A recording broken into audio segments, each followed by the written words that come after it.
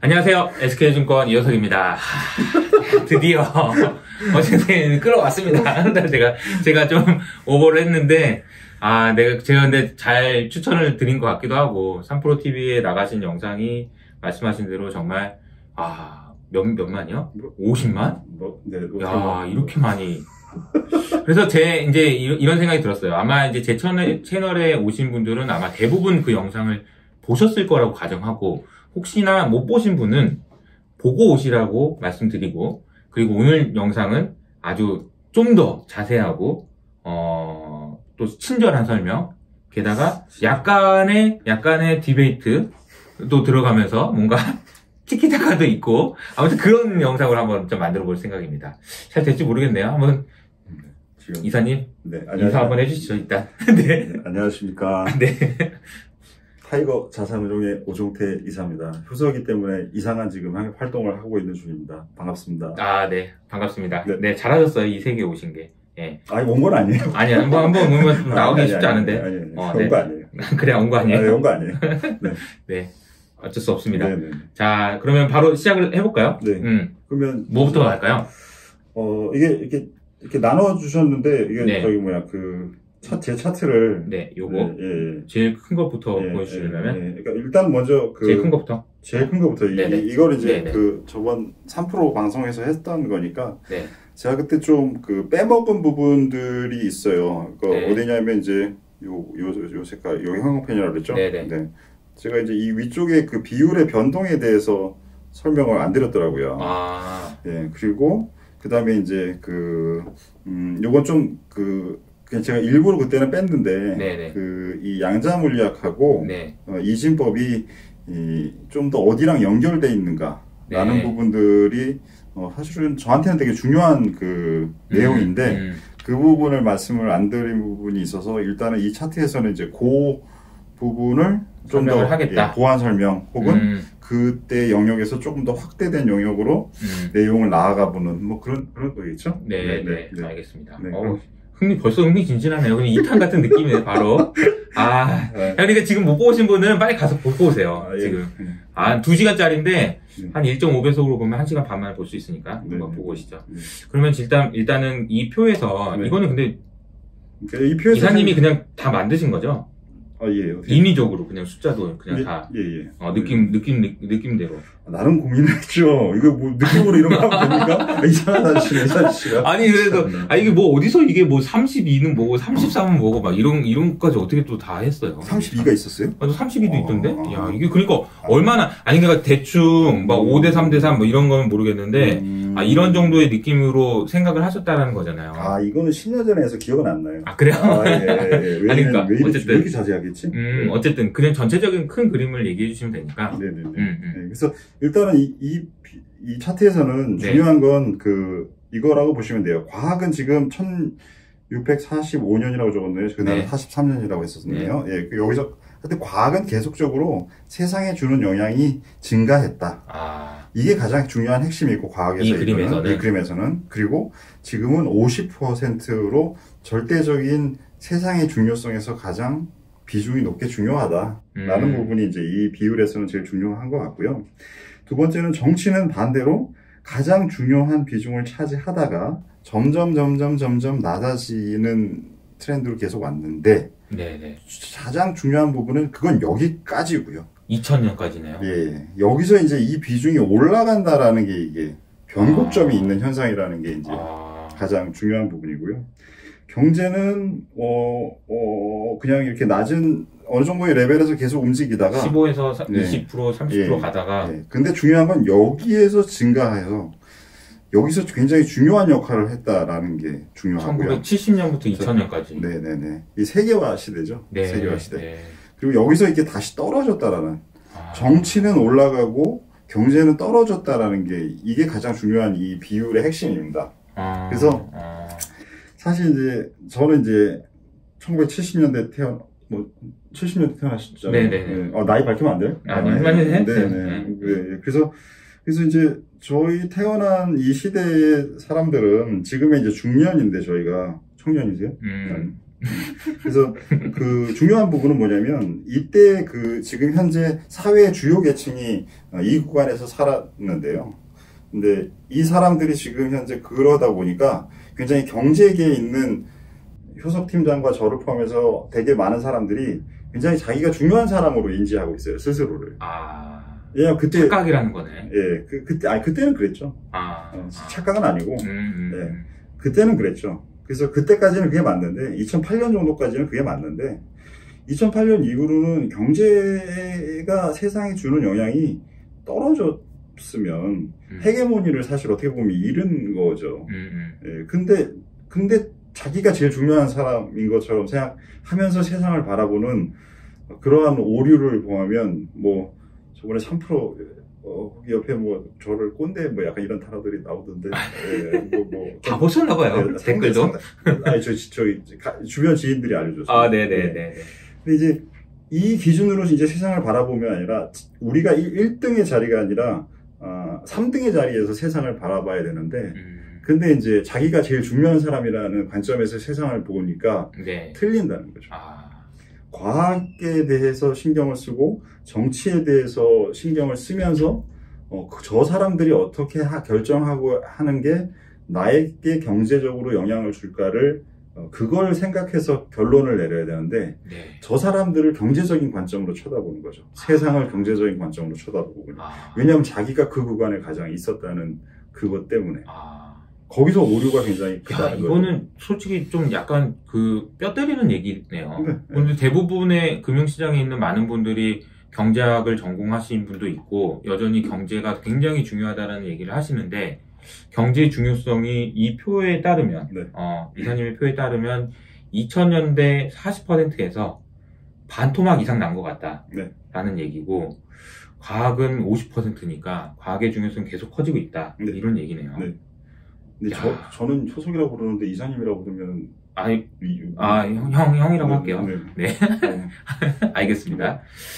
야, 재밌습니다. 이게 이런 거군요. 네. 그러니까 이제 이 부분을 그 3%에서 말씀을 못 드렸던 것 같아요.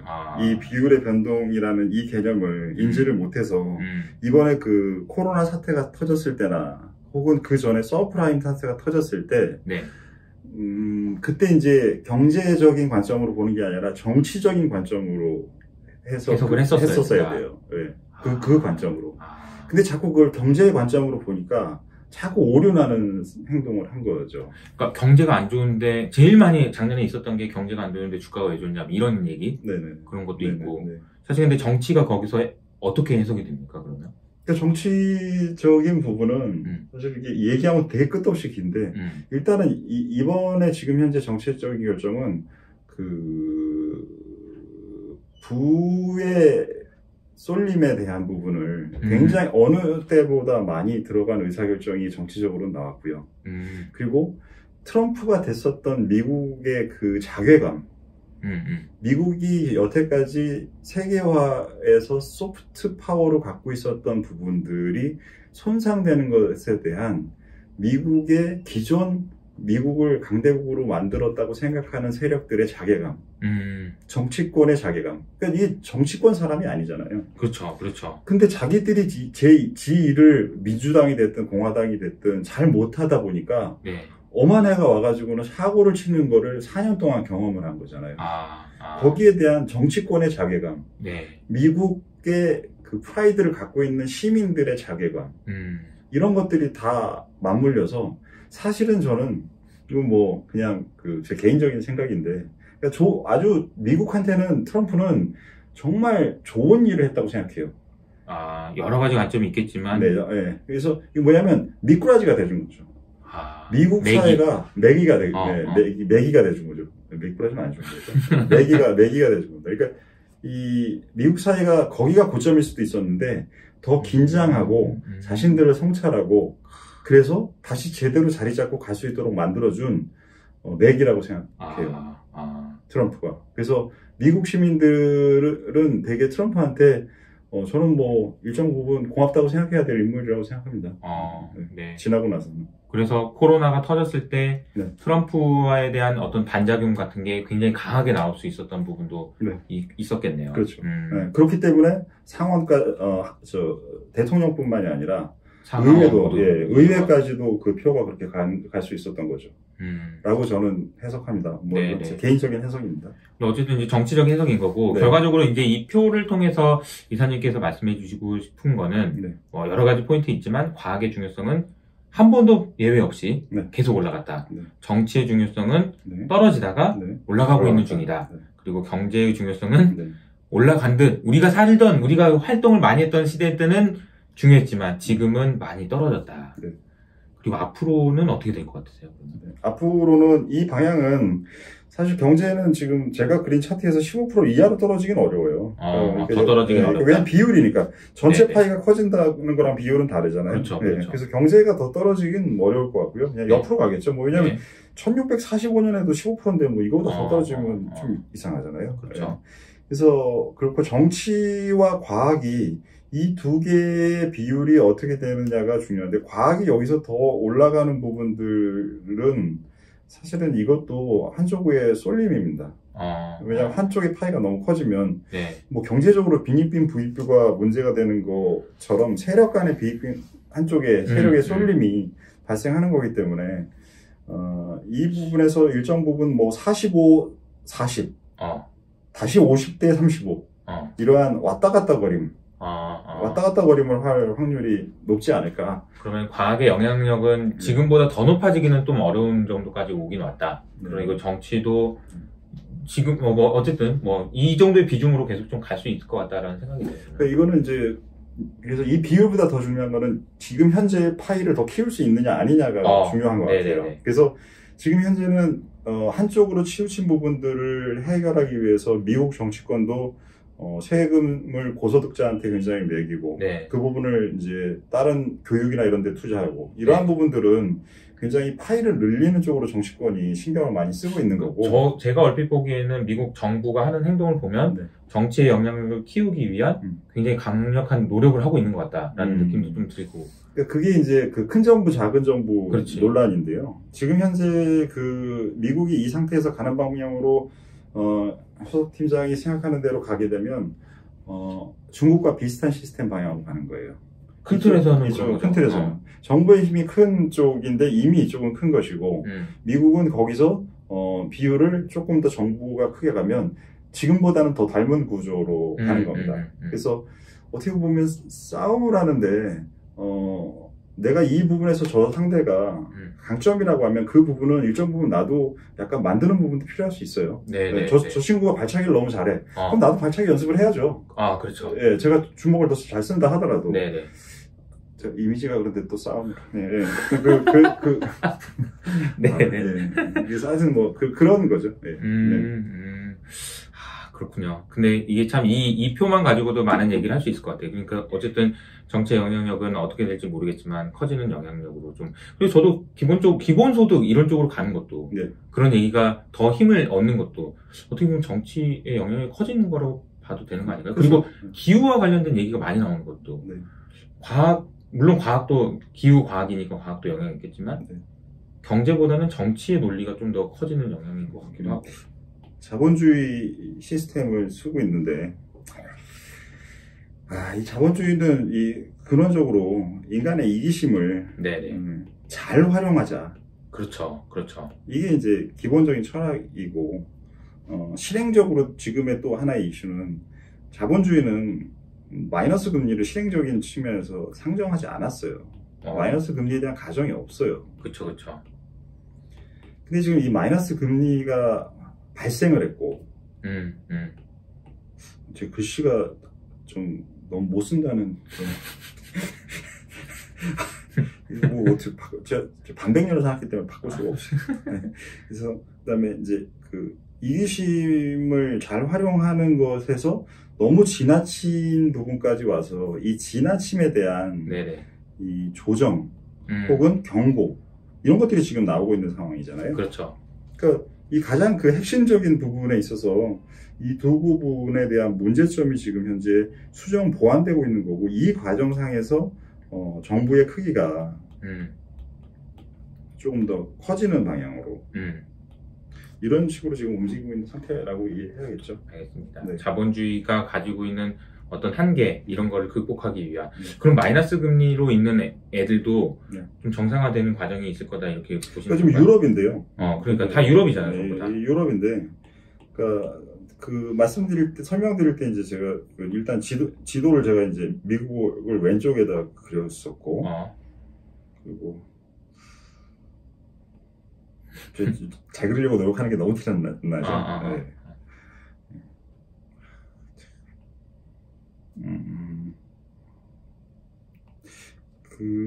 여기서 이제 제가 두 개의 축이 생기고, 여기서 이제 심판을 본다 이렇게 이제 설명을 드렸는데, 룰세터라고. 네. 근데 이 심판이 지금 이 문제가 큰 상태이기 때문에 네네. 심판의 문제가 해결되지 않고서 이 게임이 지속된다, 말이 안 되잖아요. 그렇지. 그러니까 심판도 이제 정상적인 체력을 채울 때까지는 이제 마이너스 금리에서 벗어나는 정책을 계속 써야 되고, 그래서 지금 현재 사실은 최근에 목소리를 들으면 미국의 페드에서 하는 정책에 제가 설명드릴 때 행동과 말하고 전보다 조금 달라진 부분도 약간 있어요라고 했는데, 유럽은 그런 게 없어요. 유럽은 말했던 대로 이렇게 되거나 혹은 더 강화되거나 최근에 이 모습을 보이고 있는 건 유럽이 이 마이너스 금리에서 벗어나는 쪽의 방향으로 계속 가야 되는야 이 세계의 구조가 계속적으로 갈 수 있기 때문에 자본주의를 유지하면서 네네. 그 방향으로 계속 가고 있는 거죠. 그래서 그래서 이게 지금 마이너스가 갈지 라고 생각 안 했는데 간 것처럼 이 부분이 이제 지금은 벗어나려고 하는데 잘 벗어나는 효과가 잘 안 나타날 수도 있죠. 그렇죠. 뭐 있을 거라고 생각도 안 하는 일도 발생하는 세상이니까. 근데 이제 그래도 계속적으로 노력을 하겠죠. 그리고 그 노력을 실패할 것이냐 성공할 것이냐라는 두 가지 구분으로 이제 우리가 판단을 해야 된다면 성공한다라는 확률을 조금 더 높게 봐줘야 되지 않을까 싶어요. 네. 그렇지 않으면 구조가 성립이 안 되니까요. 오케이. 네. 야, 이제 이 내용을 가지고 이제 설명을 쭉 해주셨습니다. 네. 그러면 여기 이 정도면 괜찮을까요? 요 정도 설명? 네. 그럼 일단은 첫 번째 시간은 이게 오종태 이사님이 세상을 바라보는 시각. 그리고 사실 이제 주식시장도 그렇지만 그냥 세상을 바라보는 시각인 것 같아요. 그럼 이 세상에 주는 영향은 과학과 정치와 그리고 경제, 이 세 개의 축이 어떤 식으로 지금 흘러오고 있는지에 대해서 설명을 먼저 첫 시간에 해주셨습니다. 그러면 다음 시간에 또 다시 만나겠습니다. 감사합니다. 이거 여러 번에 하는 거야? 여러 번에 하는 거야?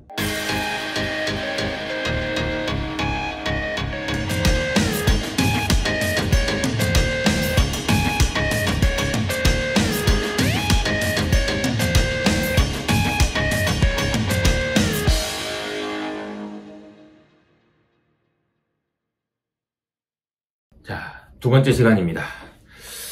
첫 번째 시간부터, 사실 첫 번째 시간이 3%에서 하지 않았던 얘기였고, 3%에서 하지 않았던 얘기고, 자, 이번 시간에는 3%에서 하셨던 얘기 중에서 못다한 얘기, 그리고 이제 추가적인 얘기 좀 해주실 것 같습니다. 네. 근데 이게 차트가, 이거보다는 저 다음 차트 그냥 하는 게. 편하게 하세요, 편하게. 요걸로. 네, 요걸로. 다른가요? 이거랑 요 밑에 있는 그림이 빠진 거예요. 요걸 설명하실 것 같아요. 요거 확대도 가능하니까 편하게 하시면 됩니다. 그냥 이걸로 할게요. 요거 좀 어떻게 지울까요? 지우면 지우개로 하시면 됩니다. 지우개로. 그냥 한 번에 하면은. 이렇게요? 어떻게 하는 거예요? 이렇게 해가지고, 이렇게 좀. 그럼 글씨를 써야 되니까 이걸로 바꿔서. 네. 그래서 이제 말씀드린 대로 여기 이진법이라는 게 이제 결국 이제 정보통신 산업의 컴퓨터의 이제 핵심이고요. 그리고 이제 양자 물리학은 그때 좀 설명드리고, 저도 모르지만 설명드린 부분이 있었는데, 제가 이제 그때 이제 이거는 이제 사실 내용은 같고요. 그래서 아까 전에 이제 말씀드린 대로 위에 이제 비율을 다 이제 제가 검은색으로 이렇게 일부러 해놓은 게 중요한 거죠. 설명드리는 의미를 이제 설명드리는 색깔이었는데, 제가 3%에서는 말씀을 못 드렸던 그 내용이고요. 네네.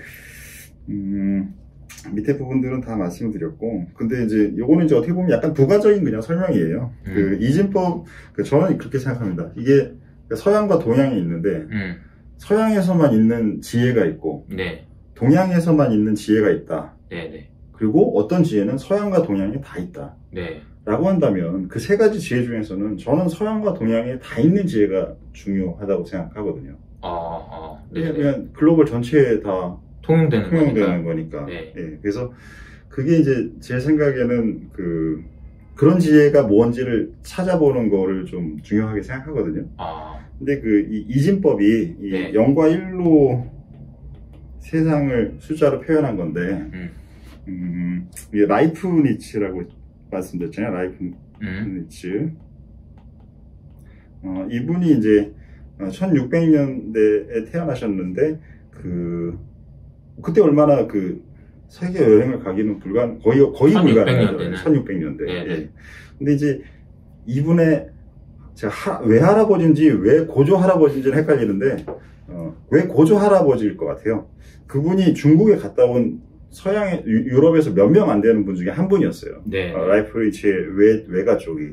그래서 그분이 가서, 중국에 대한 문화를 익히고, 유럽으로 다시 돌아온 극소수의 사람 중에 한 분인데, 네. 와서 음양론을 전해줬어요. 음양론? 네.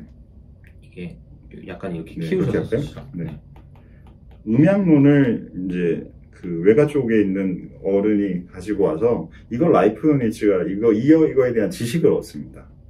그래서 이 음양론을 가지고 이진법이 음과 양으로 되어 있는 거잖아요. 음양론이. 네. 그래서 0과 1을 음과 양으로 해서 만든 거예요. 그래서 동양에 대한 지식을 활용해서 서양의 지식을 만드는 거죠. 그러니까 동양과 지식에 서양의 지식이 콜라보되어 있는. 이게 이제 0과 1의 이진법입니다. 이진법을 또 이렇게 해석할 수도 있네. 예, 그렇구나. 예. 여기서 그리고 컴퓨터가 나온 거고. 그렇죠. 그래서 라이프니츠가 네. 자신이 이것에 대해서 존경을 표현하는 의미에서 영국 왕립학회에서 상을 받을 때 망토를 태극 마크가 된 망토를 입고 가서 영국 왕립학회에 가요. 약간 고맙다는 의미로 하는 그렇죠. 예, 이거를 자기가 아니라 자기가 이게 동양의 거인의 어깨에 올라탄 것이다라는 걸 이제 내게 아니라 네. 이런 존경의 표현을 이런 식으로 해줘요. 또 이거 괜찮은 분인 거죠. 멋있네. 예. 인정할 거 인정하고. 뻥치지 않고. 예. 조화를 이루는 이게 것 중에 이진법이 있다. 네. 그래서 이 부분은 이제 저는 이제 이런 것들이 이제 그쪽에서도 통하고 이쪽에서도 양쪽에서 다 통하는 거라는 거죠. 네. 그리고 이제 이 양자물리학에서도 또 그런 게 있는데요. 뭐냐면 이 양자물리학을 1910년도에 이제 많이 중요하게 이제 영향을 준 분이 이제 하이젠베르크라는 학자분이 계시고, 닐스 보어라는 학자분이 계시고, 슈레딩거라는 분이 이제 이 세 분이 이제 슈레딩거의 고향이라는 걸로 이제 이분이 제일 유명하시고, 하이젠베르크는 불확실성의 시대라는 용어로 유명하시고, 닐스 보어는 이제 학계에서 제일 유명하신 분 같아요. 그래서 이 슈레딩거라는 분이 이 양자 물리학에 대한 수식을 이제 만드셨는데, 슈레딩거 방정식이라고 하는데요. 이 슈레딩거 방정식을 만든 이분의 아이디어가 어디서 왔냐면, 우파니 샤드라는 책이 힌두교의 경전입니다. 힌두교의 성전이죠. 성경이죠. 이 우파니샤드에서 이 아이디어 사상을 가지고 적용해서 만든 거예요. 그래서 이분은 평생 항상 이 우파니샤드를 들고 다니셨어요. 그래서 양자 물리학은 저는 이제 인도가 이제 동양과 서양의 중간적인 성격을 갖고 있는 문명이라고 생각하는데, 시간이 지나면서 이 순서가 아니고요, 성격이. 근데 이제 이 양쪽에 있는 부분들을 가진 부분에서 가지고 온 거거든요. 그래서 이러한 부분들이 전 세계에서 통하는 근원적인 원리를 만들 때는 저는 사실은 이렇지 않으면 불가능하다고 생각해요. 어떻게 한쪽에서만 통하는데 그게 어떻게 근원적인 게 될 수가 있겠어요? 그래서 이 부분들을 생각을 하면 동서양의 공통으로 통할 수 있는 것들이 과연 무엇인가 뭐 이런 것들이 저는 중요한 것 같아요. 그러면은 그 두 개가 중요한데 이진법과 양자 물리학이 중요하다. 그러니까 그때 말씀 안 드린 거를 이제 드리는 게 이제 가장 이제 지금 설명에 약간 부가적인 덧붙임을 한 거고요. 그리고 이제 당연히 중요하죠. 여기서 지금 양자 물리학이라는 이 슈레딩거는 지금 미국에서 제일 유명한 회사 중에 하나잖아요. 그렇죠. 이번에 그 마이크로소프트 창업하신 분이 마이크로소프트 보시죠? 빌 게이츠 분이 이번에 그 분기 신고서에 가지고 있는 10종목을 다 팔고 한 종목을 늘렸는데 그 종목이 바로 이 슈레딩거라는 지금 회사 이름이 이렇게 돼 있고요. 뭐 여기 전자기 역학의 뭐 테슬라는 뭐 우리가 굳이 이렇게 유명한 사람들의 그 이름들이 다 이때 발견된 것들이 지금 현재 각광받고 있는 1900년대 900년대 그게 지금 현재 각광받고 있는 상태가 돼 있는 거잖아요. 그러니까 이때 만들어진 원리가 작동을 해서 지금 현재 새로운 걸 만드는 그런 이제 원리가 되고 있는 거죠. 그렇군요. 네, 알겠습니다. 요 지금 보시고 그리고 저는 이 그림에서 좀 질문을 드리고 싶은 게 이게 전체적으로 이게 사이클도 있고 뭐 그려주셨고 그랬는데 요게 이렇게 커지는 건 이건 뭐예요? 저는 이제 이거를 세상의 크기가 인류가 이제 할 수 있는 범위의 일들이 커진다라는 걸 아래 그 에너지에서는 이제 원을 크게 이걸 누르면 되나요? 네네.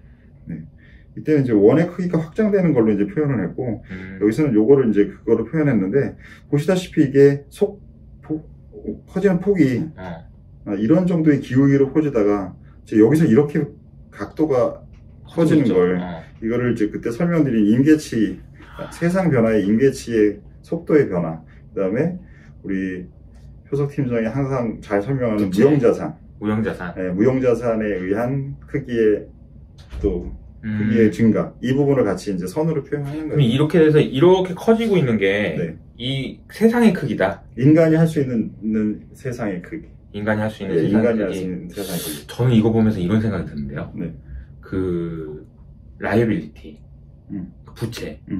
부채가 커진다라는 얘기는 반대편에는 크레딧이 커지고 있는 건데 크레딧이 커지기 위해서 우리가 정말 많은 장치들을 만들고 제도를 만들잖아요.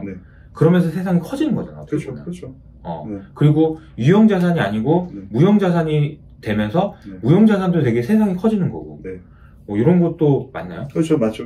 지금 말씀하신 대로 이 밑쪽에는 안 좋은 부분이라고 제가 이제 그 표현할 때 여기는 이제 그 말씀하신 부채가 커지는 거겠죠. 여기는 이제 새로운 부분의 자산이나 이제 능력이 커지는 거지만 거기에는 무형자산의 비중이 굉장히 높겠죠. 그렇죠. 이런 그 구성을 가지겠죠.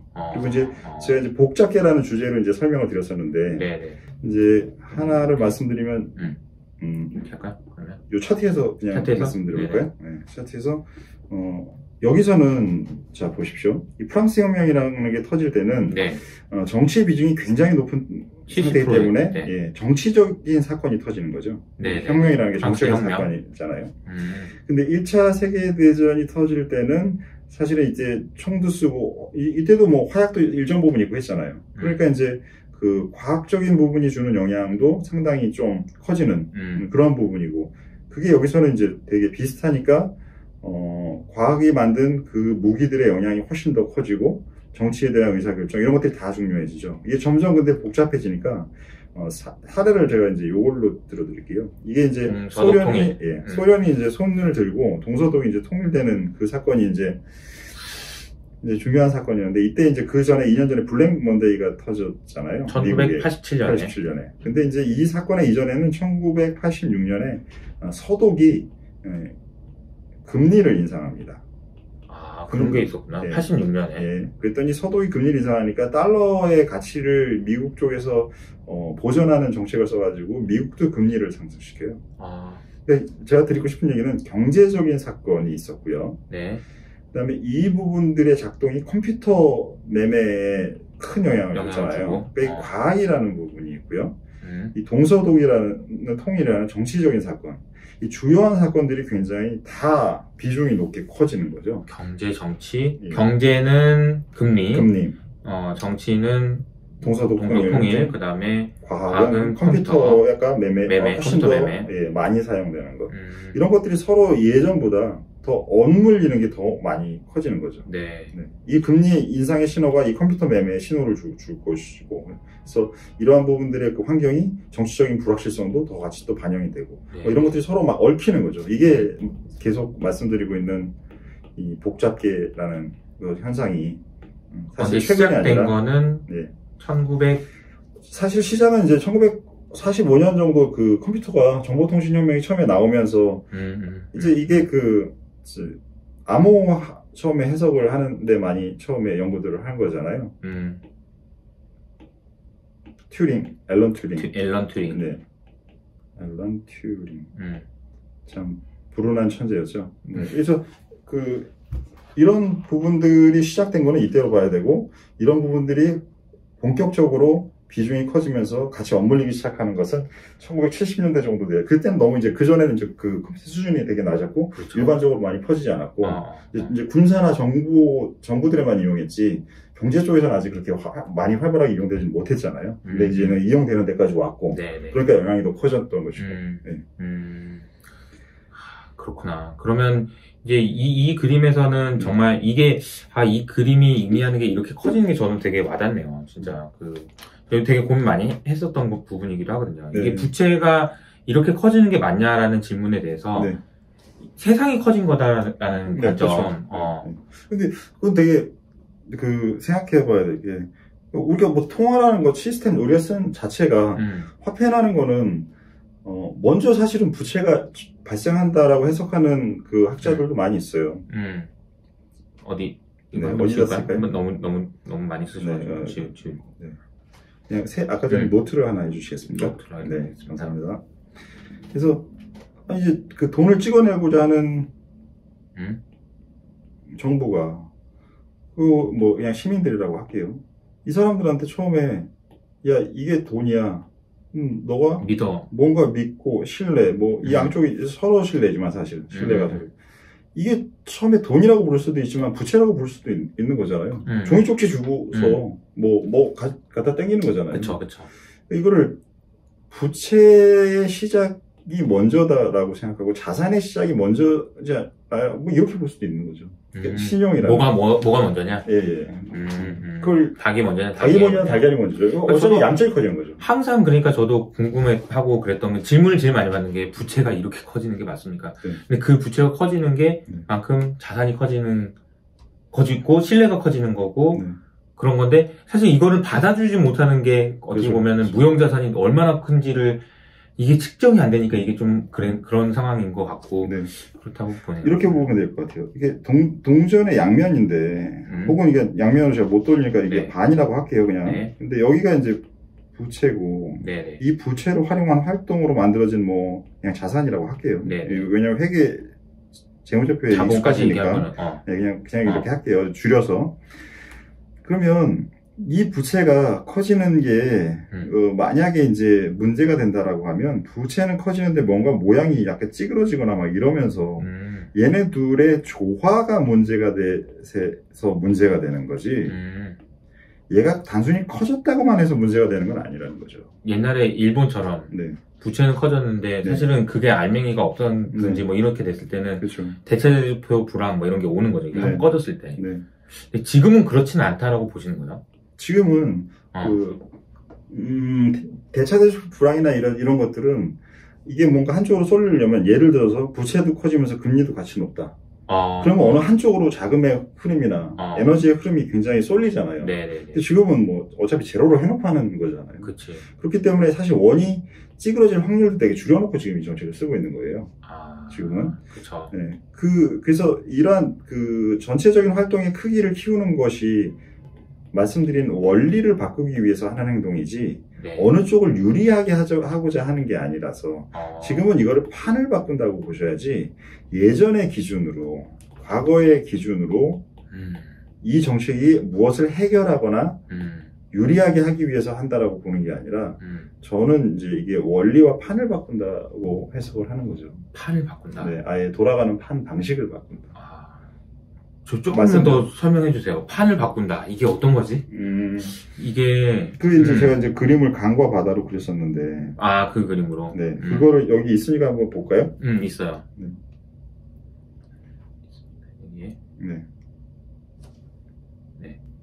그래서 그때 이제 설명드린 부분이 이제 그 강이 이제 가다가 여기에 뭐 바위 같은 게 있으면 리스크가 있으면 피해서 노을 져서 피해서 열심히 가고 폭포가 있으면 들고 와서 이렇게 가고 이런 걸 불확실성과 위험이라는 표현으로 말씀을 드렸는데, 근데 이거는 우리가 이렇게 사는 것은 한마디로 강이기 때문이죠. 근데 강이 움직이는 원리는 물이 높은 곳에서 낮은 곳으로 흐르는 이 위치 에너지의 변화잖아요.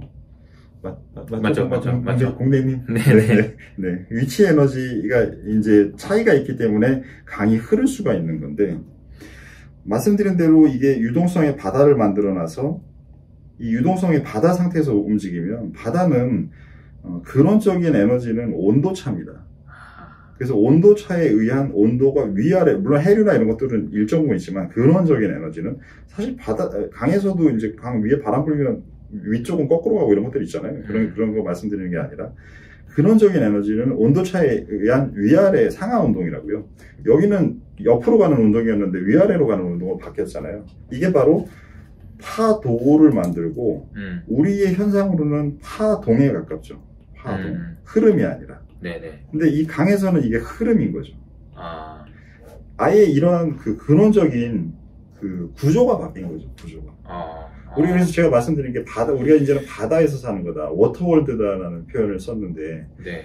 그렇기 때문에 우리가 여기 어디 숨 수가 없는 거예요. 어디를 갈 수가 없는 거예요. 예전에는 이게 만약에 이제 이 주시장이라고 생각해서 그냥 이렇게 올라갔다가 빠지는 이 상황이면 여기서는 뭐 여기서든 여기 내려가지고 이 폭포는 피해가지고는 이렇게 건너가자라고, 여기서는 주식하지 말자. 이런 게 가능했다는 말이죠. 근데 여기서는 뭐 어딜 내려요? 내릴 데가 없어요. 태평양 한가운데인데. 그렇기 때문에 태평양 한가운데서 뭐 바람이 세면은 돛을 열고 있다가 이 돛을 이제 내려야죠. 바람 세면 이게 찢어지잖아요. 그럼 큰일 나잖아요. 뭐 그런 행동들을 하면서 여기서 이게 계속 잘 버티는 거죠. 버티는 게 어떻게 보면 옛날보다 더 중요할 수 있어요. 버티는 게. 네. 그래서 제가 막 자꾸 얘기하는 생존 투자라고 하는 것도 그런 비슷한 개념일 수 있겠다는 생각이 듭니다. 그럴 수 있죠. 생존이라는 게 옛날보다 더 중요해지는 거죠. 그러니까 생존이라는 게 되게 중요해지고 지속 가능한 게 중요해지고 막 자꾸 이런 얘기를 하는 게 저도 어제도, 그러니까 뭐 어제지만 이제 파월 의장이 빈민촌에 방문하겠다는 얘기를 하고도 저도 그거 보고 좀 깜짝 놀라긴 했어요. 그러니까 이게 뭔가 굉장히 불확실한 상황이고 판이 바뀌었다라는 표현도 정말 그 인사이트가 엄청난 인사이트에서 나온 얘기라고 생각해요. 그러니까 위험하다고 불확실하다고 도망가봐야 갈 데가 없다 니네들. 투자 안 하고는 그냥 안 된다. 그러니까 투자라는 것이 단순히 주식 사는 거 말고 뭔가를 하지 않으면 안 된다라는 얘기도 연결되는 것 같고, 저는 여기서 질문을 하나 드리면 그 불확실성과 위험이라고 얘기를 해주셨는데 사실 그거는 두 개를 다른 표현으로 쓰신 거거든요. 그건 어떻게 다른 건가요? 뭐 일반적으로 경제에서 약간은 이제는 그 정형화된 표현인 것 같고요. 위험은 이제 우리가 계산을 할 수 있는 거고, 측정 가능한 거죠. 이거를 이렇게 지금 현재 안 좋은 상황이 발생할 것 같은데, 이 안 좋은 상황이, 이거는 마이너스 1만큼 될 것 같다. 마이너스 2만큼 될 것 같다. 현재는 지금 10인 상황에서. 그러면 10%다, 20%다. 이렇게 계산이 되는 게 저희가 리스크라고 표현하고. 매저먼트가 가능한 거죠. 매저러블 한 거죠. 그리고 불확실성은 이게 뭐 50을 손해를 줄지, 뭐 10을 손해를 줄지, 100을 손해를 볼지, 뭔가 안 좋은 거거나 판단 불가능성이죠. 사실 어떻게 보면 불확실성은, 그러니까 우리가 사실은 업사이드 리스크라는 표현도 쓰거든요. 그렇죠. 리스크라는 게 업사이드 쓰는데, 얘는 어떻게 보면 이게 그 변동이 굉장히 심하면서 크기도 크고 측정 가능하지도 않고, 저는 이 세 개의 개념이 다 들어간 게 불확실성 같아요. 측정 가능하지 않고. 변동성도 크고, 변화도 크고. 그러게. 리스크. 그러니까 우리가 이제 보통 리스크라고 하면 위험이라고 하고, 위험을 또 변동성으로 수학적으로는 하잖아. 근데 저는 그거 안 맞다고 생각하거든요. 변동성이 왜 위험이야? 변동성이 좋은 쪽으로 봐면 좋은 거잖아. 그러니까 저도 아무튼 늘 고민했었는데 역시 알겠습니다. 리스크는, 위험은 측정 가능한 거지만 불확실성은 측정 가능하지도 않은 불확실성이다. 이렇게 보면 되겠네요. 제가 안 얘기했던 게 하나 떠올랐습니다. 이게 지금 그 강을 단순 계고 바다를 복잡하게 그렸는데, 제가 이건 뭐 많은 분들이 이렇게 생각하시는 분들도 있는 것 같아요. 지금 단순계의 상태에서 지금 정의를 위험과 불확실성에 대해서 말씀을 드렸잖아요. 네네. 정보의 역할이 네. 단순계에서는 이게 불확실성을 줄여주는 개념입니다. 정보가 생기면. 네, 정보가 그렇죠. 생기면 불확실성이 줄어드는 불확실성을 주는 거죠. 네. 정보가 생겼다고 리스크가 줄진 않아요. 리스크는 계산해 놨는데 그걸 확실하게 해줄 수도 있고. 불확실성 그러니까 예를 들어서 이 위험으로 10이 발생할 것 같아. 마이너스 10의 현상이. 근데 이 현상이 발생하니까 그래 마이너스 10이 발생하는 정보야. 그냥 확인해 주는 거죠. 근데 불확실성은 어떻게 될지 모르는 상태인데 정보가 하나가 생기게 되면 그 불확실성 자체의 폭이나 성향이나 이런 것들을 판단하는 데 활용이 되면서 불확실성의 자체를 줄어들게 해주는 거죠. 그러니까 세상을 좀 더 알게 되니까 불확실성을 줄어드는 거죠. 그렇죠. 그러게 되는 거죠. 그래서 제가 그림으로 표현하면 이것도 여기 노트 흉내내볼까요? 이걸 누르면 된다고요? 저 하나 배웠네요. 그래서 이렇게 표현을 해보겠습니다. 제가 원을 좋아하니까 원에 이제 아무도 모르겠어요. 이 상황인데 정보가 하나 생겼다는 건 여기서 정보가 이렇게 생긴 거죠. 얘가 아까보다는 뭔지는 좀 알겠는 상태가 되는 거죠. 근데 이게 이런 것들이 정보입니다.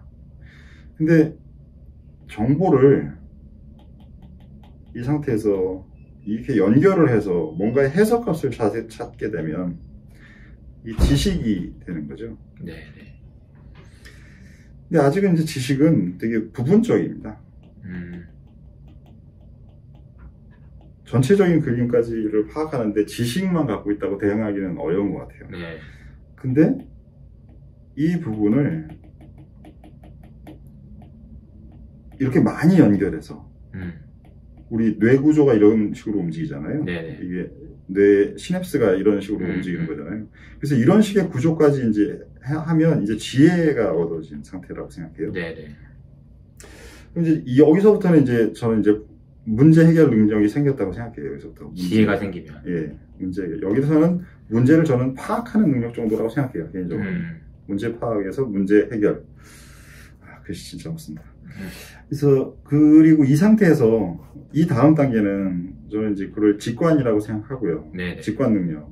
이게 단단해졌기 때문에 이 단단해진 상태에서 안에서 여기서 이제 난 지혜로운 사람이야. 그러니까 이제 나는 문제도 풀 수 있고 나 잘 살아. 라는데 만족하지 않고 이 밖에는 무엇이 있을까? 라고 계속 호기심을 가지고 고민하면서 이 영역까지 고민하면서 했던 사람이 여기에 무언가를 어느 순간 아하 하고 느끼거나 알게 되는 네. 이게 직관이라고 생각합니다. 제 이 지적 구조라고 생각하거든요. 그래서 복잡계를 다루지 않는 단순계까지는 사실 요 사이 정도까지만 와도 지식은 충분히 있고 지혜는 충분치 않지만 어느 정도 있으면 저는 여기까지만 오면 단순계를 살아가는데 문제는 크게 없는 상태에 도달했다고 생각해요. 네. 근데 복잡계를 어느 정도 살아가려면 저는 이 사이에까지는 와야 된다고 생각합니다. 직관의 영역까지 네, 지혜를 넘어서서 직관의 어느 정도의 영역까지는 와야 된다는 생각을 하고 정말 세상에 무언가를 의미를 만들어 가거나 하려면 여기 영역 넘어서는 것까지 모르겠고요. 직관의 영역까지 가야 뭔가 이제 근데 제가 한 번만 다시 설명해 주면 지혜와 직관은 넘어가는 게 직관에 대해서 한 번만 다시 설명해 주세요. 정확히 이해를 못한 것 같아요. 직관은 그러니까 약간은 이게 퀀텀 점프인 것 같아요. 이게 그러니까 뭔가 이게 지혜는 이미 제가 파악하고 무언가를 이해하고 알고 있고 대응할 수 있고 이런 부분이기 때문에 차근차근히 진행되잖아요. 그렇지. 혹은 계단 올라가는 것처럼 시작되는데 직관은 어느 순간에 잠잘 때 이게 뭐 잠잘 때 제가 무슨 의식적으로 하는 것도 아니고 뭐 우리 많이 흔히 쓰는 예로 목욕탕 안에서 앉아 있다가 네네 유레카 뭐 이런 거죠. 그러니까 그게 이제 정확하게는 이완된 상태거든요. 이렇게 뭔가 이완된 산책을 상태에서 하거나 갑자기 떠오르는 생각. 그게 이렇게 단단해져서 뭉쳐 있다가 단단해져서 이러다가 여기서 너무 이제 안 되다가 이렇게 좀 이완이 되니까 갑자기 거기서 팡 하고 튀어나올 수 있는 뭔가가 나오게 되는 거죠. 그래서 직관은 이게 다 연결되는 거네요. 그럼요. 지혜와 직관 이거랑 또 이렇게 복잡계와 단순계 이것도 연결되는 거고. 네. 그래서 지혜까지는 되게 열심히 사는 삶입니다. 막 열심히 매일 하루에 막 막 15시간씩 공부하고 막 이런 삶이고요. 사실은 그게 지식이 제일 그런데, 그런 다음에 어쨌든 지혜까지는 열심히 사는 삶이고, 이 다음에 열심히 해서 이완으로 넘어와야 돼요. 직관을 얻기 위해서는 산책도 하고, 뭐 대화들 하면서 생각도 많이 하고 뭐 유머도 있으면 좋은데 웃기도 하고 우리가 좀 둘 다 우리 좀 타고난 건 어쩔 수 없고 억지로 웃기는 그런 게 아니야. 안 돼. 그래서 그런 부분들이 필요하다고 생각하는 거죠. 이 프로세스가. 네. 근데 이게 제가 투자의 관점에서도 이거 그때 아까 얘기하신 거잖아. 의사와 그 프로파일러. 근데 중요한 건 이런 생각의 구조를 자기가 정리를 해야 됩니다. 이걸 자기가 정리를 해서 정말 이런 구조구나 라고 한번 정리를 한 상태에서 세상을 지혜롭게 혹은 직관적으로 바라보는 것과 그냥 뭐 직관적인 게 멋있어 보이거나 이런 것 때문에 이렇게 하려고 하면 그거는 그냥 어설픈 그냥 이상한 얘기일 경우가 많아요. 네. 그래서 이해가 영어로 understand이잖아요. 네네. 언더와 스탠드의 조합된 말이잖아요. 밑인데 서 있네. 네. 그러니까 뭐 예를 들어서 I understand it이라고 하면 in 밑에 내가 어디인가에 understand 밑에 서 있다는 얘기인데 만약에 여기라 그러면 I가 여기가 되고 it이 여기가 될 수도 있고 반대로 it이 여기 있고 I가 여기가 될 수도 있잖아요. 누군가 understand니까 둘 다를 understand라고 얘기할 수 있잖아요. 둘 다 해봐야 됩니다.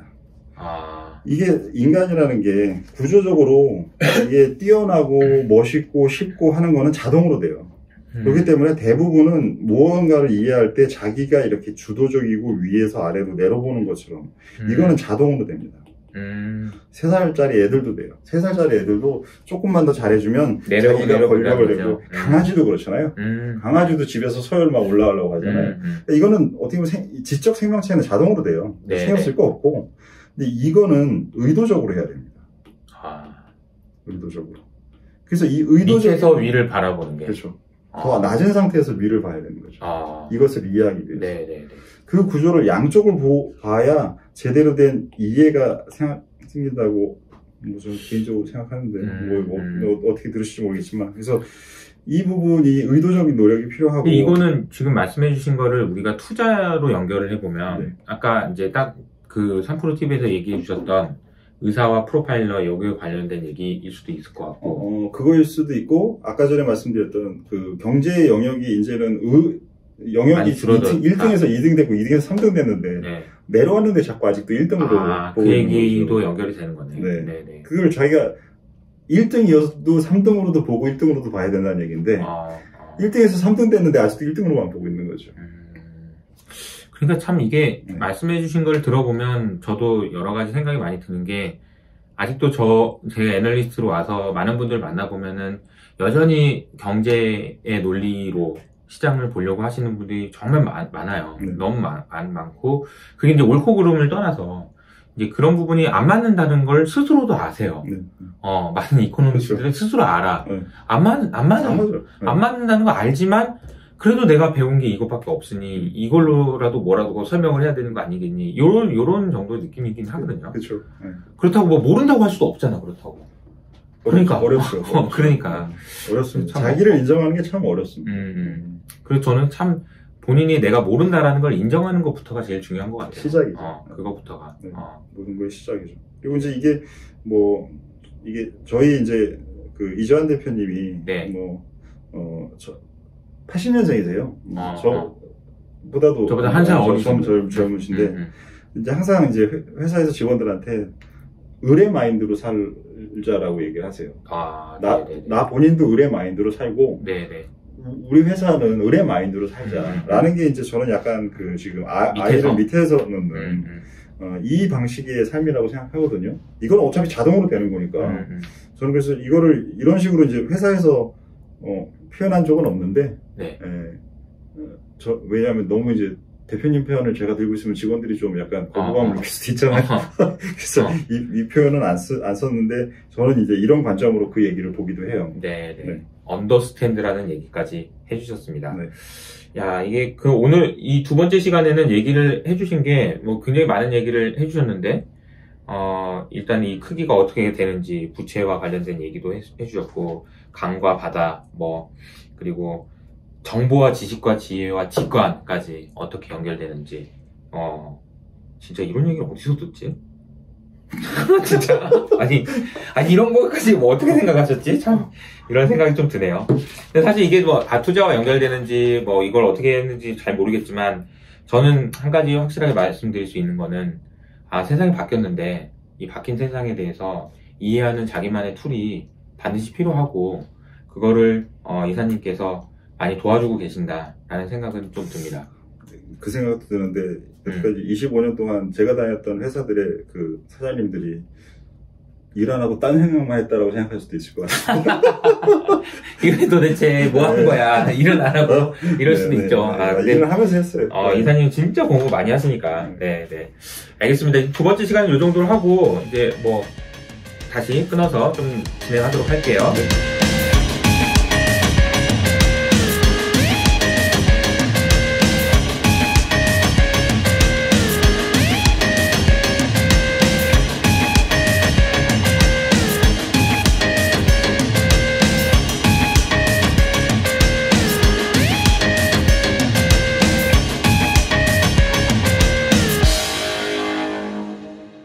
세 번째 시간은 제가 제안을 하겠습니다. 네네. 너무 이제 막 설명을 하려고 하니까. 그러니까. 이게 좀 자연스럽게 얘기가 못 된 것 같아요. 맞아. 그래서 그냥 우리가 대화하는 것처럼 그냥. 그러시죠. 네네. 세 번째 시간은. 그래서 그냥 좀 편하게 그냥 제가 그냥. 그러니까. 사는, 뭐, 글쎄요, 뭐, 그냥 한 반백년 살았는데.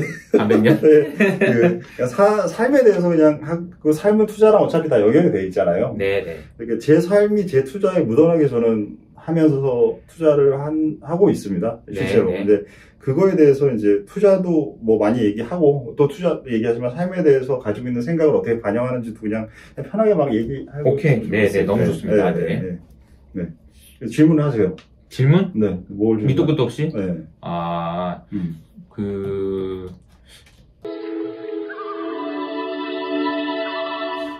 저의 질문은 이겁니다.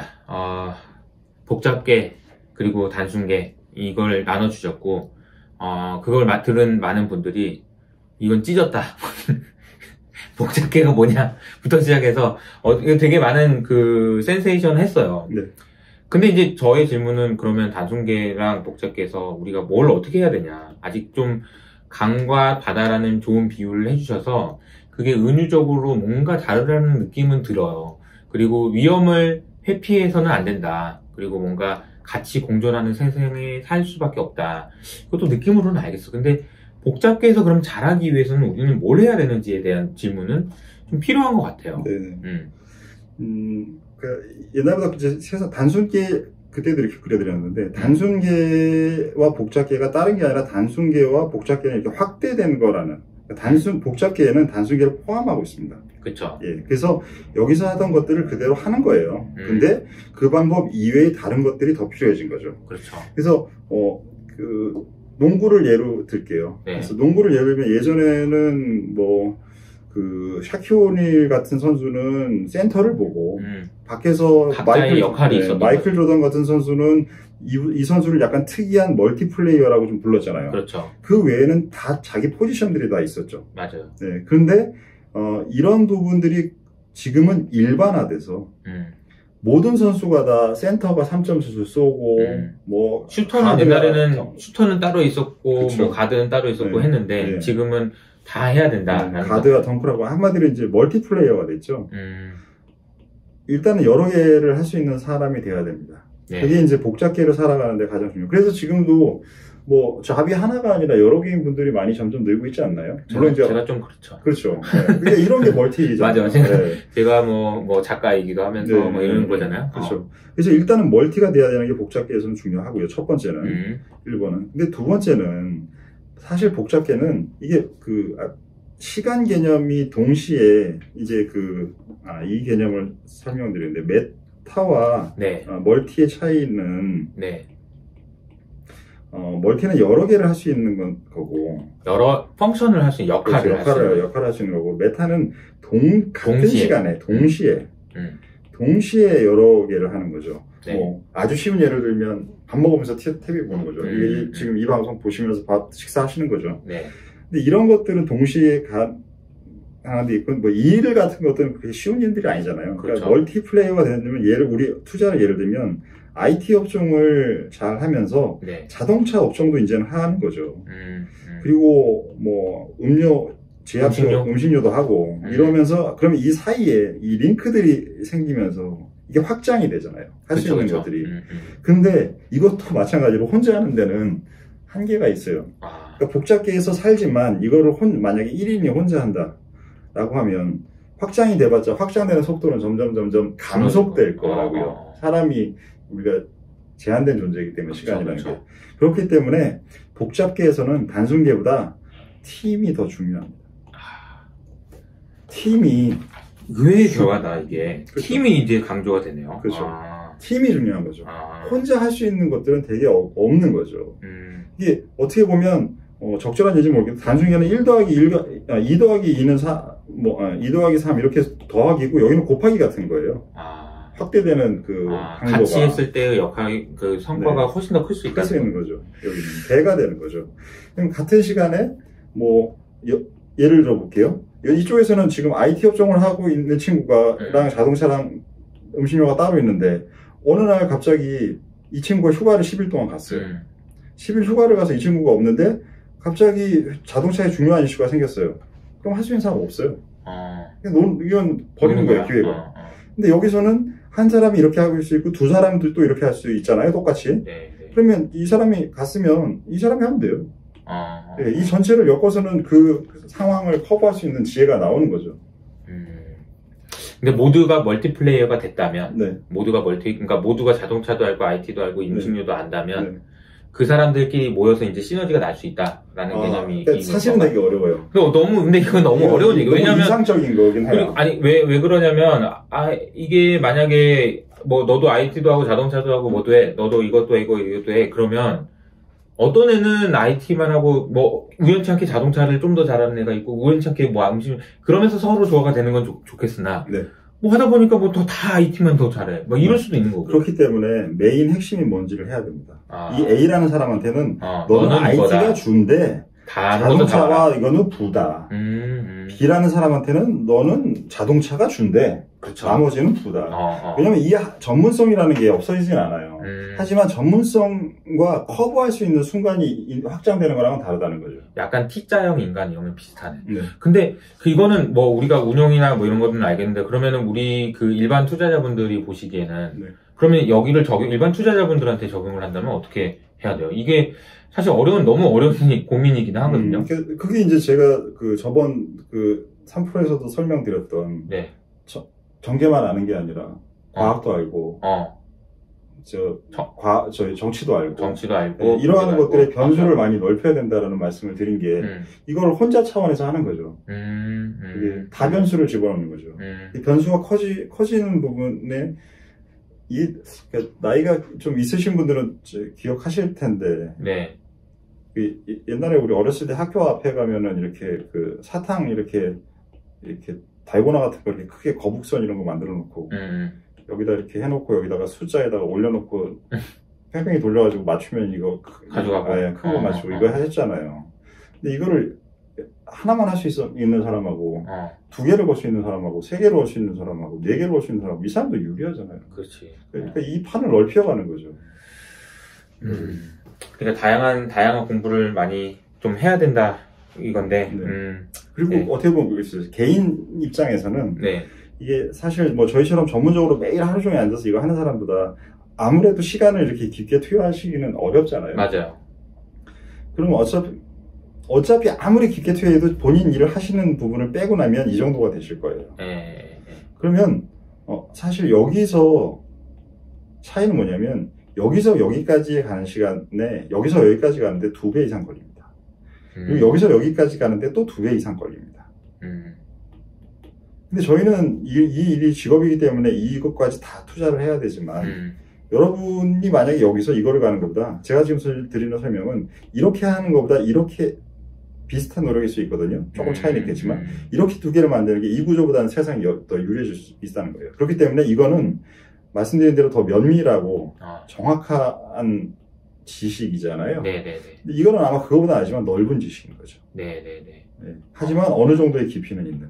이거를 요렇게 하고 계시면 할 수 있는 게 많이 없죠. 그러니까 뭐 예를 들어 어떤 뭐 하나의 주제나 이 섹터나 이런 거를 너무 이렇게 끝까지 팔려고 하지 말고 네네.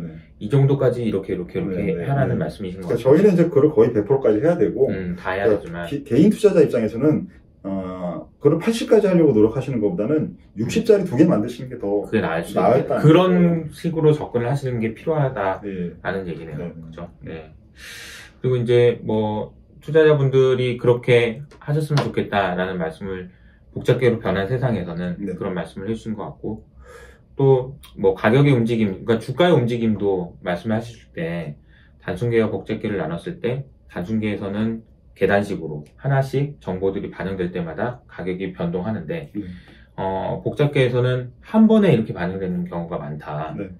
그래서 뭐 저는 이거를 어떻게 받아들이느냐. 제가 이제 리얼 옵션이라는 개념으로도 네. 소개를 해드렸고 주가가 그러니까 무형자산이라는 개념으로도 소개를 해드렸고 그러니까 주가가 갑자기 어느 날 반영을 해버린단 말이에요. 그렇죠. 그래서 이거를 대하는 식으로 어떻게 이해해야 되는지 이런 것도 되게 중요한 것 같고. 그렇죠. 지금 말씀하신 게 되게 중요한데 지금 말씀하시는 그 내용 중에는 굉장히 태도적인 면이 많이 들어가 있었어요. 말씀하시는 그리고 바라보는 태도. 이게 그 복잡계에서는 알 수 없는 일이 항상 생길 수 있어요. 근데 그 알 수 없는 일이 항상 생길 수 있는 데 대해서 자신을 열어놔야 됩니다. 자꾸 자기가 알고 있는 하에서 이 기존의 관점으로만 자꾸 보려고 하지 말고 새로운 일이 생겼으면 새로운 일이 생긴 것에 가장 적절한 관점까지 아직은 자기가 없다라는 거를 기본적으로 가정으로 삼고 이건 이 앵글에서 보는 게 아니라 저게 왜 생겼지 라는 거에 대해서 그 새로운 부분을 받아들이고 알아보고 더 잘 아는 사람이 있으면 배워보고 네. 이러려고 하는 태도를 가지고 있어야지 무조건 저 생긴 일을 자기가 알고 있는 식으로 해석하는 것은 옛날보다 의미가 너무 떨어져요. 사실은 이런 소양성도 없고요. 그러니까 제가 태도에 대해서 늘 말씀드리면서 시장은 옳다라고 생각해야 되고 네. 그 시장에서 교훈을 얻어야 된다라고 제가 말씀드리는 게 네. 어떻게 보면은 뭐 이사님 말씀하신 거랑 비슷한 내용일 수 있겠네요. 네. 그죠? 그리고 왜냐면 그 많은 가치 투자자를 얘기하시는 분들 중에서는 야, 시장이 옳다라고 얘기하는 거는 야, 이 시장이 변덕스러운 거지 시장이 옳은 거냐 이렇게 얘기하시는 분도 많거든요. 그렇죠. 근데 저는 이게 태도의 문제라고 저는 생각해요. 자세. 네. 시장을 대하는 자세, 투자를 대하는 자세. 왜냐면 이거는 이 얘기를 제가 하는 거는 시장을 따라간다는 얘기는 절대 아니고 네. 겸손해야 된다는 얘기거든요. 사실 그렇죠. 어떻게 보면. 모르는 걸 인정하자라는 얘기고. 네. 저희 회사의 사원이 겸손입니다. 그러니까요? 네. 그런가요, 또? 네. 네, 알겠습니다. 또, 지금 이제 제가 말씀드릴 때, 네. 단순계와 복잡계를 더 다루는 팀이 이쪽이, 복잡계가 팀이 더 중요하다라는 말씀을 드렸잖아요. 네. 근데 사실 이건 좀 새로운 거는 아니에요. 이게 왜 새로운 게 아니냐면, 우리 인간이 이 호모사피엔스잖아요. 네. 잠시만요. 네. 배터리가 없어가지고. 여기 그냥 진행하면 될 것 같아요. 계속 할까요? 네네. 이게 삶이에요. 각자 따로따로. 얘는 이제 뭔가를 알려주네요. 알려줄 게 있어가지고. 이쪽은 이제 팀이 더 중요하다라는 말씀 드렸는데, 네. 각 개인으로서의 삶, 살아가는 것보다. 네. 근데 사실 저는 이게, 제 가치관일 수도 있는데, 그건 아닌 것 같아요. 저는 이제 집단주의보다, 인간은 집단주의가 개인주의보다는 더 적절한 구조의 이 존재라고 생각하거든요. 네. 이게 그 호모 사피엔스잖아요, 우리가. 네. 그런데 동시대에 공존했던 존재들 중에서 네안데르탈인이 있는데 네. 이분들이 뇌가 더 15% 컸어요. 네안데르탈인이? 네, 네안데르탈. 호모 사피엔스보다 더 컸는데 문제는 여기는 이 각자 생활하는 구조셨어요. 근데 호모 사피엔스는 뇌는 더 작고 약하지만 서로 간에 더 연결된 집단 구조의 생활을 했거든요. 그렇기 때문에 이 집단에서 만들어지는 여러 가지 더 문제도 많지만 문제를 통해서 발전하고 개선하고 집단으로 힘이 약해도 가서 해결하고 사냥도 하고 하면서 이 집단적인 부분의 장점을 굉장히 잘 활용한 우리 존재들이거든요. 집단 지성. 집단지성. 네. 그러니까 우리가 존재하는 방식 자체가 저희는 집단적인 동물에서 출발해서 지적인 부분을 강화해서 뭐 그걸 뭐 고기를 먹고도 늘렸고 뭐 여러 가지를 통해서 지금까지 왔기 때문에 사실은 개인주의적인 성향은 저는 최근에 굉장히 강화되고 있지만 이게 정말 본질적으로는 아직 더 집단적인 부분에 잠깐 나타나는 현상일 가능성이 굉장히 높다고 생각해요. 본질적으로는. 네네. 그래서 이러한 그 집단적으로 생활하는 부분이 어차피 팀이라는 거잖아요. 그래서 팀의 구성이나 이런 부분들. 그리고 우리가 지금 뭐, 인터넷이나 아니면 이런 데서 아무리 서로 연락을 한다고 하더라도 서로 간에 이렇게 나누는데요. 저는 이렇게 생각합니다. 원숭이들이 이제 이렇게 털을 골라주는 게 서로 간에 친분하고 이제 교류나 이제 방식을 맺는 건데, 이제 인간은 이게 언어 활동이라 생각해요. 이렇게 지금 이렇게 언어를 나누고 잘 지냈어? 그렇죠. 그렇죠. 이게 털 고르기라는 거죠. 근데 이제 이 반대되는 활동은 동물들인 경우에 화가 나고 공격을 해야 되고 하면 손톱으로 핥히죠. 그리고 이빨로 물죠. 이게 이제 인간들은 조금 더 발전했기 때문에, 그거를 이제 참고 하다가 이제 힘들어서 못 참는 게 저는 이 손톱 물어뜯기라고 생각하거든요. 손톱이 이빨과 이걸 같이 쓰잖아요. 그래서 이게 이제 하는 거고, 그걸 또 반대로 밖을 향해서 하는 거는 욕을 하는 것과 댓글로 이제 악성 댓글을 다는 게 이게 이제 밖으로 표현하는 방법입니다. 네네. 이게 이제 인간들이 이제 하는 방법이라서 그게 구조적으로 똑같다고 생각해요. 네네. 그래서 우리가 지적인 동물이지만 동물이기 때문에 그 동물이 하는 행동들을 더 이렇게 하는 거지만 그 행동들 다 자체가 집단적인 거라는 거죠. 그래서 이 집단의 발전과 이런 것들을 저는 좀 중요하게 생각해서 지금 이 활동도 저한테는 이제 그런 활동 중에 하나인데 그런 부분들을 더 강화하는 게 중요해서 아까 전에 제가 농구를 잠깐 예를 들었잖아요. 네네. NBA 선수들 요즘 시합하시는 거 보시면 옛날보다 자유투 할 때나 서로 들어갈 때 계속 서로 터치를 합니다. 이게 야구에서는 야구 역사에서 한 획을 그은 게 데이터 분석을 통해서 팀들의 실력을 발전시킨 머니볼이라는 영화를 그러잖아요. 개인적인 운동이에요. 야구는 농구보다. 그렇죠. 근데 농구는 더 집단적인 형상이 있고 좁은 곳에서 발생을 하기 때문에 이 부분에 서로 터치를 통해서 서로 간의 유대감과 서로 거리감을 체크하는 게 되게 농구는 중요하잖아요. 수비할 때나 공격할 때. 그러한 부분들을 이제 그 터치를 통해서 하는 게 데이터로 검증돼서 모든 팀이 그걸 안 하면 자기들이 불리하니까 하는 거예요. 그래서 저는 조금 안타까운 게 요즘 뭐 이 성추행이나 뭐 여러 가지 너무 이제 그런 것들이 이제 규제가 뭐 이게 규제가 모든 곳에 하니까 이 터치를 지금 굉장히 못하는 문화가 만들어지고 있는 것 같아요. 근데 저는 뭐 가족들하고는 굉장히 터치를 많이 하는데 이 터치를 어느 정도까지 하는 것들 이건 서로의 교감과 팀워크와 이런 것들에 되게 중요한 것 같아요. 네네. 이런 부분들을 이제 다 생각을 하면 우리가 다시 이렇게 그려볼까요? 처음에 집단적인 성향으로 출발해서 개인적인 성향도 당연히 필요해서 더 확장했고 그리고 다시 또 집단적인 부분을 또 확장하고 다시 또 개인적인 부분을 확장하고 이런 식으로 왔다 갔다 하면서 인류의 범위를 확장하는 방식으로 쓰고 있는 건 아닐까. 그래서 저는 이거를 순서대로가 아니라 두 개를 같이 갖고 있자 라는 생각을 하는 거죠. 두 개를 같이 가지고 있자. 네, 집단적인 성향과 개인적인 성향. 네, 그래서 그 비율을 저 개인적으로는 7:3 정도가 저는 적정한 것 같아요. 집단이?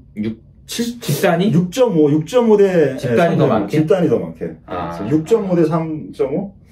뭐 이런 식의 저도 솔직히 개인적으로 이제 애널리스트 되고 나서 많은 분들 만나고 뭐 또 친해지기도 하고 그러면서 그분들과 얘기하고 이제 뭐 이사님도 마찬가지지만 그분들과 얘기하면서 아이디어가 진짜 많이 나오는 거죠. 그렇죠. 그러니까 혼자 보면서도 많이 나오지만 얘기하면서도 많이 나오고 그게 사실 어떻게 보면 일종의 집단 지성이거든요. 그리고 저도 나름대로는 스스로 노력하는 거는 저처럼 생각하는 사람도 좋지만 저처럼 생각하지 않은 사람들하고도 만나려고 노력 많이 하고 그러니까 이제 가치 투자의 그 방식으로 성공하셨던 분들도 많이 만나려고 노력을 많이 하거든요. 억지로라도. 그래서 그런 부분들 많이 배울 수 있는 것도 있는 것 같고 뭐 아무튼 겸손한 자세로 팀을 이뤄서 이렇게 집단적인 지성을 끌어낼 수 있는 그런 것이 복잡계에서 한 투자를 하기 위해서 되게 필요하다. 이렇게 정리하면 될까요? 그러면 될 것 같습니다. 그래서 리더는 예전에는 굉장히 강한 방식의 리더가 단순계에서는 맞았다고 하면 네네. 이런 것들을 하기 위해서는 이제는 팀의 리더는 굉장히 그 겸손하고 네. 서로 간의 연결에 대해서 더 많이 신경 쓰고 자기를 희생하고 네. 하는 것들이 필요한 것 같아요. 그래서 예전의 리더 스타일도 네. 굉장히 좀 달라져야 될 것 같고요. 네네. 그래서 뭐 저는 이제 나름대로는 뭐 꼰대가 안 되려고 노력을 많이 하는데 뭐 그렇게 안 들릴 때도 분명히 있을 거고 이게 세대 간의 차이, 문화 간의 차이 당연히 있을 거예요. 어쩔 수 없는데 어쩔 수 없는 건 인정하고 그 외에서 할 수 있는 부분들을 같이 하면서 이렇게 좋은 팀을 만드는 게 자신의 주위에 뭐 투자 클럽도 있으실 거고 가족도 있으실 거고 뭐 학교에 있는 친구들도 있으실 거고 할 텐데 그런 부분들의 좋은 구성원을 만드는 게 예전보다 더 중요하다라는 거예요. 그리고 개인주의 문화가 더 세면 세수록 모든 사람들이 다 개인주의 문화면 반대의 가치는 올라가게 돼 있어요. 우리가 뭐 모두가 예스 할 때 노라고 할 줄 알고 이게 옛날에 동원증권 광고인데 동원증권이 한국투자 한국금융입니다. 그 선전이 있잖아요. 우리 업계에서 되게 중요한 뭐 사는데도 중요하지 않을까요? 사실 이번 시간에는 뭔가 주제를 정하고 시작한 게 아니고 그냥 얘기를 하다 보니까 결과적으로는 의외로 우리가 힘을 합쳐서 해야 된다라는 결론으로 이어진 것 같다는 생각도 들어요. 그러면서 저는 저희 이제 이호석 아카데미 구독자분들한테 또 해드릴 말이 또 있는 거예요. 왜냐면 이 얘기를 들어보니 더더군다나 저희 채널에 계신 분들은 되게 제가 보기에도 엄청 착하신 분들이 많거든요. 그러신 것 같아요. 착하신 분들이 많고 공부하시고 진짜 공부하려고 하시는 분들 되게 많고 그래서 공부하시는 분들끼리 서로 이렇게 도움 받으실 수 있는 방법도 저도 많이 생각을 해봐야 된다는 생각이 요즘 이렇게 방송하시면서 옆에서 댓글 같이 다시더라고요. 네, 댓글도 제가 이제 소통하려고 노력하거든요. 너무 좋고 그게 이제 저는 이제 그거 보면서 무슨 생각했냐면 이게 상담이라는 한자가 이런데 네네. 이게 상자가 이게 나무 싹을 이게 눈으로 바라보는 거예요. 그러니까 한마디로 관찰을 하는 거죠. 상대나 물건이나 이런 것들을 관찰을 하는 것이고 그거에 이게 화가 엄청 쌓여 있는 이 화가 쌓여 있는 것을 이 언어로 풀어서 말로 풀어서 이거를 뭐 해결은 못 해준다라도 들어주고 교감해주고 하는 게 이제 상담인데 저는 이제 그 이호석 팀장님이 거기서 상담을 하시는 것 같아요. 여기 구독자분들하고. 그래서 이런 부분들이 조금이라도 우리가 뭔가 먼저 경험이나 특별한 전문 분야가 있으면 이런 활동을 통해서 사람들의 그 문제점이나 답답함, 화 이런 것들을 저희가 조금 말로 그런 것들을 이렇게 해주는 활동이 되게 보기 좋았습니다. 감사합니다. 마지막에는 이렇게 미담으로 끝내줘야 뭐 되지 않을까요? 그래서 저도 밥 사실 거죠? 지금 이제 밥 먹으러 가야죠. 저녁 시간에 이제 잠깐 와서 이제 밥 먹기 전에 이제 말씀을 많이 나눴는데 참 오늘도 저도 많이 생각을 많이 하게 됩니다. 그리고 많이 배우기도 했고 어떤 식으로 리서치를 해야 되는지 그리고 어떤 식으로 저희 채널에 계신 많은 분들과 소통하고 또 고민도 많이 나누고 도움을 드릴 수 있을지 고민을 많이 하게 되는 좋은 시간이었던 것 같습니다. 이사님 오늘 정말 너무 감사드리고 밥 먹으러 가죠. 밥 먹으러 가기 전에 마지막으로 저를 여기다 꺼내 놓으신 것까지 좋은데 저는 알아서 다시 잘 들어가시고요. 고객들의 자산을 공부하는 조용한 세상으로 다시 돌아갈 테니까 제가 항상 우리 이 팀장님의 파이팅을 항상 응원하면서 보고 있겠습니다. 알겠습니다. 늘 응원해 주시고 너무너무 감사합니다. 긴 시간 동안 감사합니다.